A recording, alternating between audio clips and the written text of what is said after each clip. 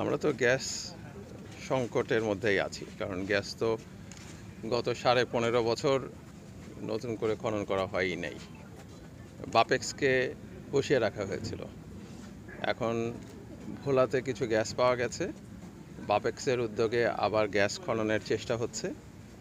আমরা যদি গ্যাস পাই তাহলে সেই সংকটটা চলে যাবে। সেই জন্যই আমরা কখনো এই কারখানা কখনো ওই কারখানা এইভাবে করে সার উৎপাদনের চেষ্টা করছি, যেন দেশে সারের সংকট না থাকে, যেন কৃষকরা তাদের কৃষিকাজের জন্য সার পান। এটা হচ্ছে আমাদের লক্ষ্য। এই লক্ষ্য বাস্তবায়ন করতে যে চ্যালেঞ্জগুলি তো আছেই।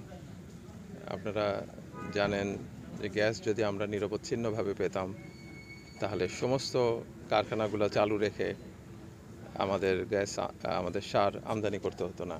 তারপরে আমাদের আমদানি করতে হয়, এই অবস্থাতে আছি আর কি। স্যার এই ফ্যাক্টরি যে লক্ষ্য, তার মানে আমরা বলতে পারি যে শতভাগের একটু উপরেও থাকছে।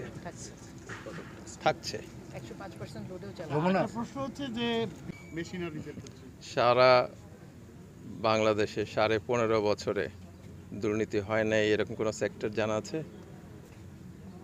জানা থাকলে জানায়েন। সেটারই আমরা নিরাময়ের চেষ্টা করছি, নিরসনের চেষ্টা করছি, এবং সেটা করতে যে চ্যালেঞ্জগুলো প্রচুর আছে, সেই চ্যালেঞ্জগুলো আমরা মোকাবেলা করার চেষ্টা করছি।